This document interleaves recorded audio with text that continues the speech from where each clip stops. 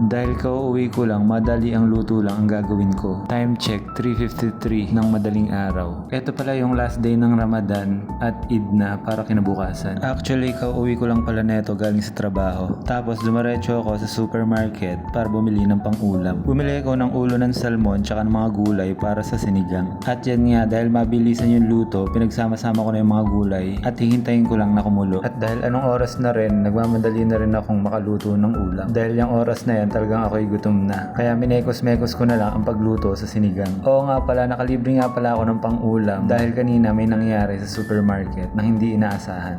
Oo, itong niluluto ko ay libre lang. At nung kumulo nga pala yung mga gulay, sinunod ko nang ilagay yung ulo ng salmon. Pakukuloyin ko lang ng konti tapos lalagyan ko na ng mga pampalasa at seasonings. Mabalik nga tayo sa kinikwento ko kanina.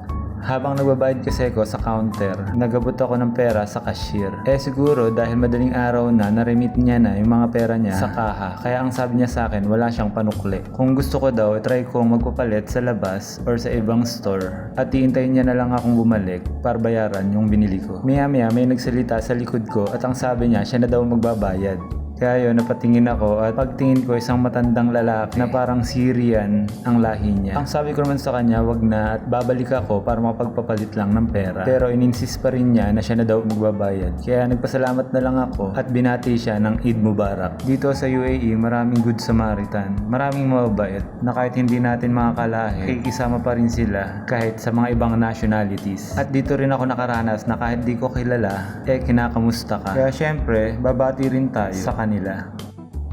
At ayan pala, tapos na yung pagluluto ko. Lalagyan ko na lang siya ng sinigang mix para masim. At after nyan, magsasandok na ako para makakain na rin ng hapunan. Hapunan sa madaling araw. So paano guys, hanggang dito na lang muna. See you na lang sa susunod na video.